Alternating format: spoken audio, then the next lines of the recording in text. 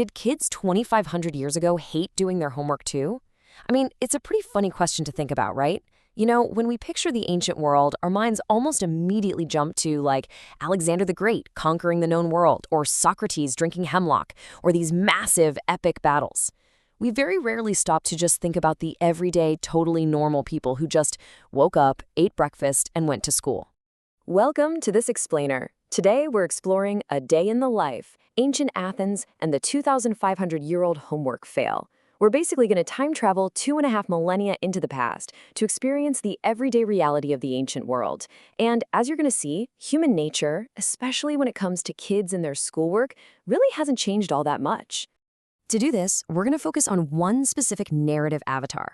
Meet Triton. He's an absolutely average 8-year-old boy living in a pretty wealthy household in ancient Athens, right around the 5th century BC. And honestly, focusing on normal daily routines like Triton's humanizes history so much better than just staring at kings and battles. It really lets us see that connective tissue of human experience that links us straight back to the past. Okay, let's dive into this. Triton's day starts just like pretty much any other kids in ancient Athens. He wakes up early, right at dawn. His breakfast isn't anything crazy, it's just a super simple porridge made out of barley or wheat. And while the men and women in his household actually live in separate areas, Triton spends his morning just playing around with his pet bird and his dog, who, by the way, is brilliantly named Achilles. Now, today Triton's actually lucky because he gets to see his dad before he heads off to work at the assembly. A lot of the time, his father is gone for months on end, serving as a soldier in the Athenian army or rowing in the Navy. Because of that, the household is pretty much entirely run by his mom, who's managing a massive extended family and servants all under one roof. So, now it's time for Triton to head out of the house for school. But he actually doesn't walk there alone. He's accompanied by this totally fascinating figure known as the pedagogus. That comes from the ancient Greek words pais, meaning child, and agogos, meaning leader. So literally it translates to child leader. The pedagogus was typically a really trusted male slave or a freedman belonging to the household, and they were assigned to boys right around the age of 6 or 7. Now, it's really important to draw a clear distinction here. The pedagogist, he was not a formal academic teacher. The formal teacher, the literator, was the one who provided the actual academic instruction, reading, writing, and math, inside the classroom. The pedagogist, on the flip side, was more of a protector and a moral guide. He escorted Tristan through the busy, sometimes super dangerous city streets, carried his books for him, and literally stood watch to ensure his physical safety. But even more than that, he enforced behavioral discipline, making absolutely sure Tristan didn't fall into bad habits or start hanging out with the wrong crowd. And this brilliantly illustrates exactly what Triton's destination actually looked like. What an incredible piece of evidence we have here. This is an Attic red figure kylix, basically a type of drinking cup painted by a master artist named Doris somewhere around 490 to 485 BC. What you're looking at is a literal snapshot of an ancient Athenian classroom. Notice the bearded, seated teachers giving instructions to the students, while those other adult figures, which are likely the pedagogy we just talked about, look on, kind of leaning on their staffs and keeping a close eye on their charges. Let's move to another angle of this exact same cup, just to see how this builds out our understanding. So Triton's education was really a mix of the mind and the body. Over on this side of the classroom, you can spot a student holding a stylus, practicing writing on a waxen tablet, while another student is playing a musical instrument called the aulos. It's like a type of double flute. So Triton would definitely study poetry, music, and math, but physical education was just as critical for him. He'd learn to wrestle and box and gymnastics to prep him for his inevitable future training as a soldier. If he excelled at that, he brought honor to his family. But if he showed cowardice, that brought some pretty deep shame. Now, what's really, really interesting here is the incredible level of detail Doris left for us. Let's zoom right in on that teacher seated in the center. He's holding a papyrus scroll wide open for the standing student.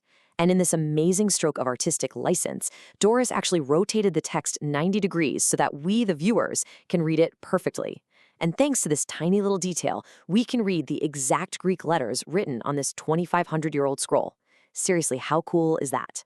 So when scholars go in and translate the Greek written on that scroll, it reads, "Muse to me of the rapidly flowing Scamandros I begin to sing."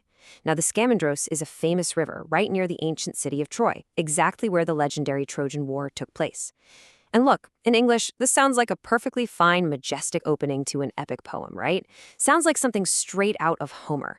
But to anyone who actually knows ancient Greek, this sentence is a complete and total train wreck. Yeah, so the crucial point here is that the Greek written on this vase is completely botched. Let's break down the anatomy of this ancient mistake. First off, there are spelling errors everywhere. The word emphy is literally missing its M. The word iedein, which means to sing, has this bizarre parasitic N just awkwardly shoved right into the middle of it. And the word for rapidly flowing is spelled purely phonetically as ivron, instead of the correct spelling yerhone, which is supposed to combine two vowels into one long sound. But honestly, the worst part? The grammar. It is a terrible syntax mashup. It starts with muse to me, which demands an imperative command, like, tell me a story, muse. But then it just abruptly pivots to, I begin to sing. It overlaps two completely different standard poetic openings in a way that literally makes zero grammatical sense. For the longest time, historians just assumed Doris, the painter, was illiterate or made a mistake. But actually, Doris was highly literate. All his other vases are spelled perfectly. So why on earth would he paint this grammatical disaster? Because it's a joke. It's not the painter's mistake. It's the student's botched homework. Doris deliberately painted a kid's absolutely terrible composition. Remember, this is painted on the outside of a drinking cup. So imagine being at a fancy adult dinner party, tipping your cup back to drink some wine, and being greeted by the ancient equivalent of a kid's hilariously bad school essay. The teacher in the painting isn't reciting epic poetry at all. He's holding up the scroll to show the student and everybody looking at the cup just how incredibly badly the kid messed up his assignment. But hey, Triton's life isn't just about getting roasted by his teacher over bad hexameters. After school, he finally gets to blow off some steam, playing with the other boys out in the street. And the toys he plays with? They're actually incredibly familiar to us. Yo-yos, spinning tops, rattles. They even had a game kind of similar to basketball called Passabule, though, fair warning, instead of a modern rubber ball, they actually used an inflated pig bladder. And just like kids today might run around pretending to be superheroes, Triton and his friends would run around pretending to be Athenian soldiers, battling their big rivals, the Spartans. Finally, as the sun goes down and it gets dark out, Triton is called back home. And even though he comes from a wealthy family, dinner is surprisingly modest. He eats a simple meal of soup, bread, and maybe some vegetables. Meat was actually a pretty big rarity in the ancient world. It definitely wasn't something eaten every day, not even by the rich. So, after his meal, a very weary Triton finally climbs into bed, resting up so he can do the whole shebang all over again the very next day. So as we wrap up our journey here, I want to leave you with this one thought. Look at your own daily routine. You wake up, you eat, you go to work or school, you mess up an assignment, you play, you come home, you sleep. Sure, the clothing has changed, the technology is completely unrecognizable, and we thankfully no longer play basketball with pig bladders, but those fundamental, universal rhythms of human life, an 8-year-old boy in ancient Athens just trying his best to get through his homework, might actually be a whole lot closer to us than we ever really realized. Thank you so much for joining me for this explainer, and remember to keep questioning the past.